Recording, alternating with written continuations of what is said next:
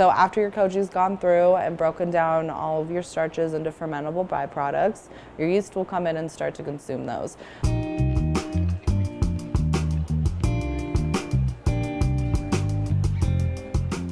Yeast is one of the biggest things for sake, right?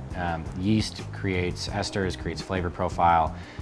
Using American purveyors that provide, sake yeast, it's not what you'd get out of Japan. That stuff is produced so that beer brewers can blend it in to create more ABV in their batch. Some beer yeast can't survive like over 8% alcohol and then they'll die. Our yeast, most sake yeast can survive in up to about 24% ethanol. We typically stop our batches about 14, 15, 16. So that's why those American producers make those. They're not making it for us to make sake with. So getting yeast from Japan was the most crucial step for us to start making Japanese sake, or American style Japanese sake. In my restaurant days, my sushi chef's dad would come over once a year, and I was able to have Akita Kono ship him yeast and then him bring it to us on the plane from Japan.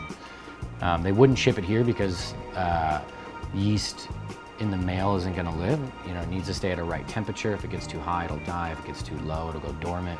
What we do from there is we have local yeast propagators. So we store it with them in a super freezer. It's basically -70 degrees Celsius. So it keeps the yeast all the time. So every time we need to regrow it, we pull it out of the freezer, regrow it to what we need for the batch. We have 4 yeast strains from Japan.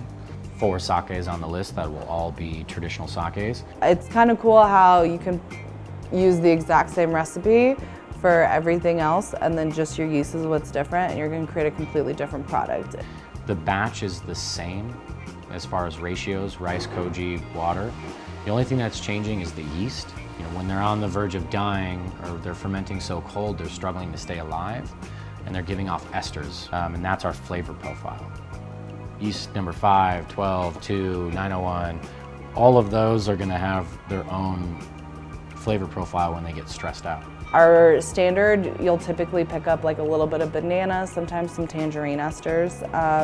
Our 901 is similar in that it's kind of banana heavy, but it also has like a little bit more like fruity characteristics than like citrus ones. But yeah, those are all products of our yeast. One's more acidic, one's more floral, one's on the dry side, one's a balance of it all.